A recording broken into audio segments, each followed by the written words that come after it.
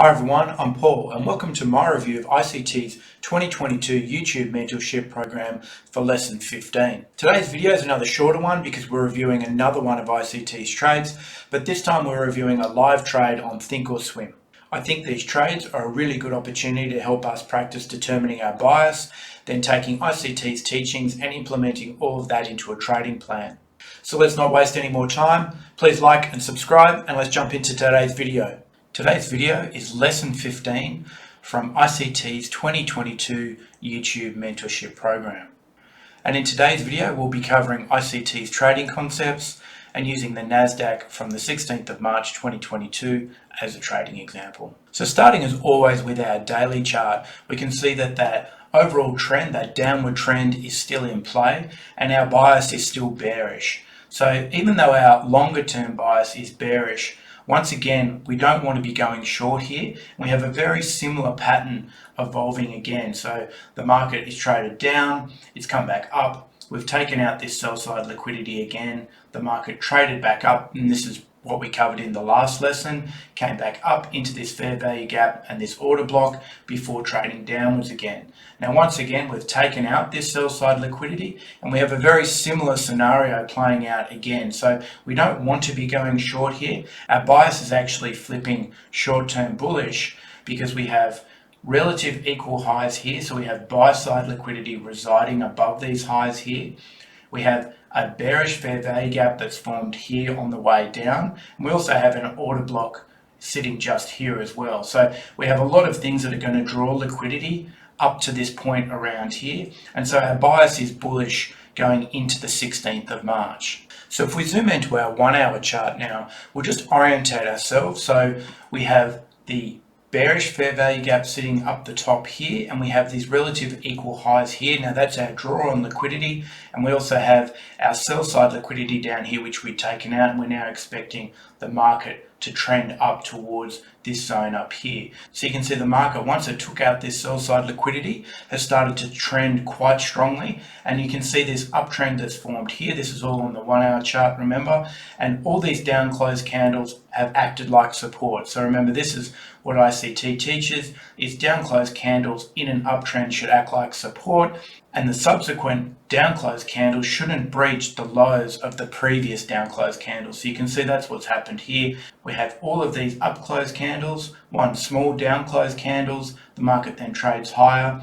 We then have these down close candles here. Again, the market doesn't retreat backwards. The market trends up again, and now we have a down close candle as we go into the early part of the New York morning session, and this is obviously the part of the market where we want to get set. Now we've obviously been drawn into this liquidity here, into this zone, this bearish fair value gap on the 1 hour chart. You can see the market has respected that quite well as we've gone into the 16th session. We have a bullish fair value gap which is formed here as the market has opened from midnight on the 16th. So that's formed just here. So remember, we have a bullish bias, so we're only looking for long setups. We're going to be looking specifically to get set in the morning session.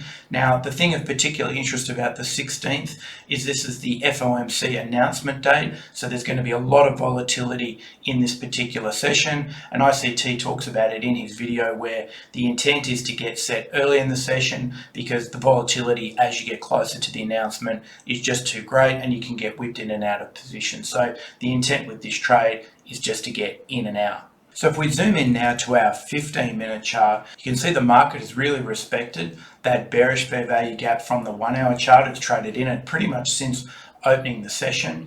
And what's formed here is we have this order block which is formed here on the 15-minute chart. And if we drag that across, you can see the market trades back into that zone, which is right where we want to be doing business. So this is just after the New York Open. And so this gives us our area of interest. And the reason why this works is because, remember, the order block is acting as support in an uptrend. So as the market has traded upwards, it's then retraced backwards into this order block just after the open, and this is the area of interest that we're looking at, and this is where we'll be looking at our entry and our trade execution. Zooming into our 1 minute chart. Now these are screen grabs from ICT's videos because these are from the Think or Swim or the TD Ameritrade platform that he uses for his live trading.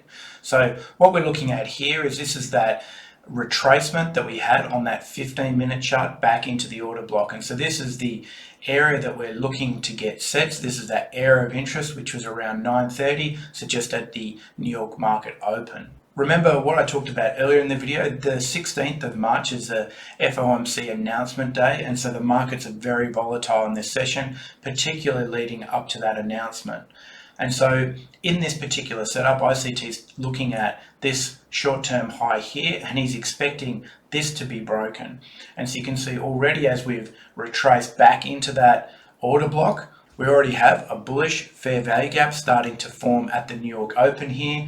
And also what we're looking at is, given this trend from here down to here, we're wanting to get set down here, because remember, whenever we go long, we have a bullish bias, obviously, we want to be trading in a discount market. Now, in terms of targets, the target that ICT set for himself, and remember, we're always looking for where price is going to draw to, and so one of the things we can look at is this bearish fair value gap that is formed here on the 1-minute chart as the markets retrace back down into that order block, and you can see that that's that here. So that's at around 13,680, and so this is the zone that ICT is targeting for this particular trade. So as we roll forward, we can see that that short-term high is broken, therefore we have a shift in market structure. So we've now shifted bullish and we're expecting higher prices. We can now see that the bullish fair value gap has completed its formation. So that's our 3-candle pattern. So 1, 2, 3.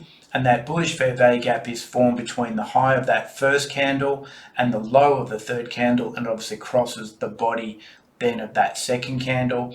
Now with a bullish fair value gap, to enter that trade, you can enter anywhere in that fair value gap. If you're obviously just placing a straight limit order, you would place it either at some point in the body of that second candle, or one of the easy ways is just at the low of that third candle, and you would generally have your stop at the low of either the first or the second candle. Sometimes you can also have it at the swing low, so you could also have it down here. Now this particular trade is quite interesting, is because ICT doesn't just go straight into the trade, and this is a reflection of that volatility we talked about because it's FOMC announcement day. So he wants to see what happens at the open, and there is the potential with this increased volatility for the market to overshoot and not necessarily respect that fair value gap. And obviously we have other traders going long at the open, and they would naturally be putting their stops down here at the lows, and so it's quite likely that price will seek out that liquidity